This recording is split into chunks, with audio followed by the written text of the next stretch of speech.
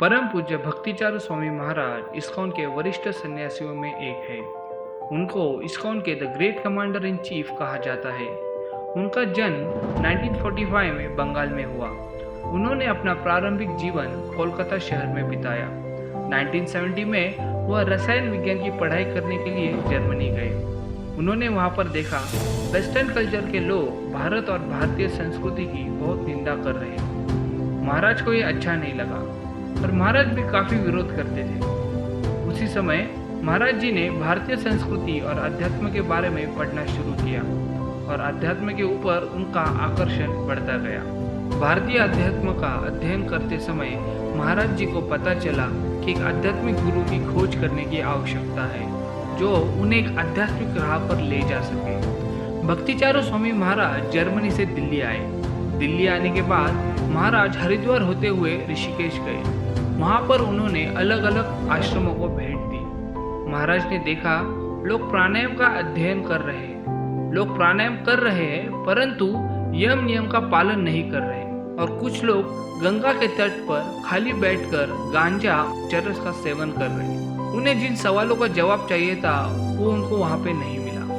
महाराज जी कई अलग अलग आश्रमों में रहे और अपने सवालों के जवाब ढूंढते रहे परंतु महाराज को अपने प्रश्नों के उत्तर नहीं मिले। फिर वो कोलकाता आने के बाद उन्होंने वैदिक शास्त्रों को अच्छी तरह से अध्ययन करना शुरू किया। तभी उनको भक्ति रसामृत सिंधु नामक एक ग्रंथ मिला जो प्रभुपाद जी ने लिखा था। उस ग्रंथ को अत्यंत गहराई से तल्लीन होकर पढ़ने के बाद उनको अपने सवालों के जवाब मिलने लगे। उसी रात महाराज के सपने में प्रभुपाद आए और उनको दर्शन दिया। महाराज जी ने प्रभुपाद जी के ग्रंथों की रचनाओं को पढ़ना जारी रखा। उनका विश्वास और मजबूत होता गया और उनकी प्रभुपाद जी से मिलने की आकांक्षा बढ़ती गई। उस समय प्रभुपाद जी अमेरिका में थे। 1976 के आखिर में महाराज जी ने मायापुर में इस्कॉन ज्वाइन किया और प्रभुपाद जी भारत लौटने की प्रतीक्षा करते हुए वहीं पर सेवा करने लगे। 2 महीने बाद श्रील प्रभुपाद प्रयाग आए और 1976 के अंत में प्रभुपाद जी और महाराज के बीच में पहली मुलाकात हुई। प्रभुपाद जी ने देखा एक बंगाली नौजवान जो विदेश में पढ़ चुका है और धनी फैमिली से बिलोंग करता है, फिर भी दृढ़ निश्चय और दृढ़ संकल्प के साथ अपना संपूर्ण जीवन भगवान कृष्ण की सेवा में समर्पित करना चाहता है। ये देखकर प्रभुपाद बहुत खुश हुए और उन्होंने अपनी पहली मुलाकात में ही महाराज जी को अपनी पुस्तकों का बंगाली भाषा में अनुवाद करने का आदेश दिया और कुछ समय बाद महाराज सेक्रेटरी ऑफ इंडियन अफेयर बने। भक्तिचारू स्वामी महाराज जी को मार्च 1977 में श्रील प्रभुपाद जी ने गौर पूर्णिमा के दिन मायापुर में उनकी पहली और दूसरी दीक्षा एक साथ दी और कुछ समय बाद वृंदावन में स्नान यात्रा के दिन उनको संन्यास दीक्षा दी। महाराज जी ने प्रभुपाद जी के जीवन के अंतिम वर्ष में प्रभुपाद जी के साथ यात्रा की और व्यक्तिगत रूप से सेवा की। महाराज एक कुशल कोक थे। 1977 में श्रील प्रभुपाद भगवत धाम चले जाने के बाद महाराज जी ने मायापुर में कई वर्षों तक सेवा की और उस समय इस्कॉन एक महत्वपूर्ण दौर से गुजर रहा था। 1987 में महाराज दीक्षा गुरु और जीबीसी बने। 1989 में जीबीसी में अध्यक्ष बनकर महाराज जी ने कार्यभार संभाला।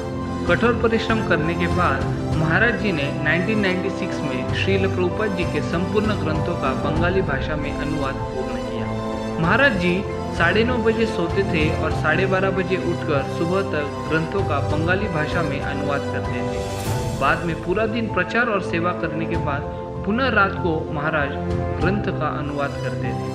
महाराज जी की एक बड़ी इच्छा थी कि पूरी दुनिया को ऐसी भक्ति वेदांत स्वामी श्रील प्रभुपाद जी के बारे में पता हो। महाराज जी प्रभुपाद जी के अथक परिश्रम को और भक्ति के सागर को पूरी दुनिया के सामने लाना चाहते थे। इसलिए 1996 में महाराज जी ने अपने आध्यात्मिक गुरु ऐसी भक्ति वेदांत स्वामी श्रील प्रभुपाद जी के जीवन पर एक महाकाव्य वीडियो श्रृंखला का निर्माण किया जिसका नाम था अभय चरण। महाराज इस श्रृंखला के निर्माण और निर्देशन में शामिल थे। 100 से अधिक एपिसोड और भारतीय राष्ट्रीय टेलीविजन पर प्रसारित होने के साथ कुछ ही महीनों में 4 मिलियन से अधिक दर्शकों ने प्रभुपाद जी का यह जीवन पट देखा। इस श्रृंखला की डीवीडी पूरे विश्व स्तर पर वितरित की गई। इसके पश्चात 2004 में महाराज जी ने मध्य प्रदेश में स्थित उज्जैन शहर में सिर्फ 10 माह के समय में एक भव्य सुंदर मंदिर का निर्माण किया। इस शहर को अवंतिका नाम से भी जाना जाता है, जहाँ पर भगवान कृष्ण और बलराम अपनी शिक्षाएं प्राप्त करने आए थे। यह भव्य सुंदर मंदिर में श्री श्री राधा मदन मोहन, कृष्ण बलराम और श्री श्री गौरनिताई के 3 भव्य सुंदर विग्रह है। महाराज जी के निर्देशन में उज्जैन में 20,000 से अधिक स्कूल के बच्चों को दैनिक भोजन मिलता है और यह कार्यक्रम दिन प्रतिदिन बढ़ता जा रहा है। महाराज जी ने उस समय फ्रांस और दक्षिण अफ्रीका के लिए इस्कॉन के गवर्नर के रूप में कार्य किया। उस समय इन क्षेत्रों को भारी कठिनाइयों का सामना करना पड़ रहा था। 2007 में महाराज जी ने उज्जैन में एक वेदी उत्पादन सुविधा शुरू की। इसमें विश्व भर के मंदिरों और भक्तों के लिए सभी आकारों की सुंदर मूर्तियां का निर्माण होता है। 2013 में महाराज जी ने पानीहाटी में एक नए इस्कॉन मंदिर का विकास शुरू किया। गौड़ीय वैष्णव परंपरा में एक बहुत ही पवित्र स्थान राघव पंडित का घर और भगवान नित्यानंद प्रभु के चिड़ा दही महोत्सव का स्थान है।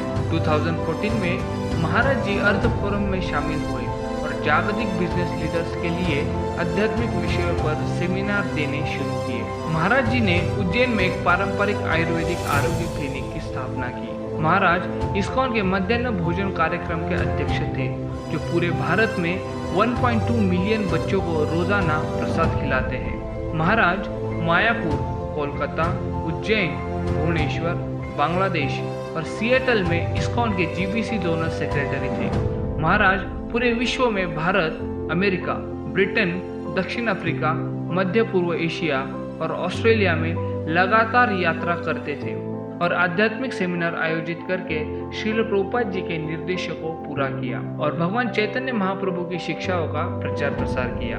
परम पूज्य राधानाथ स्वामी महाराज उनके इंट्रोडक्शन में कहते हैं, भक्तिचारू स्वामी महाराज जी के कीर्तन 14 भुवनों में प्रसिद्ध है।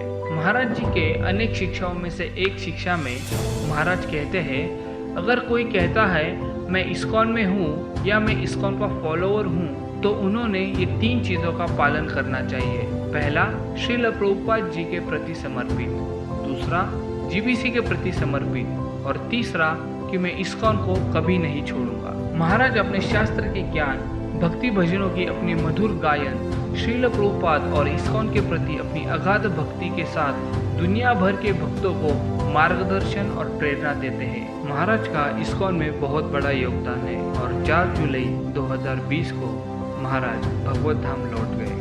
महाराज जी के बारे में जितना कहा जाए उतना कम ही है। हम भक्तिचारू स्वामी महाराज जी के चरणों में कोटि कोटि सादर दंडवत प्रणाम करते हैं। परम पूज्य श्रील भक्तिचारू स्वामी महाराज की जय। हे श्री भक्ति वेदांत स्वामी श्रील प्रभुपाद की जय।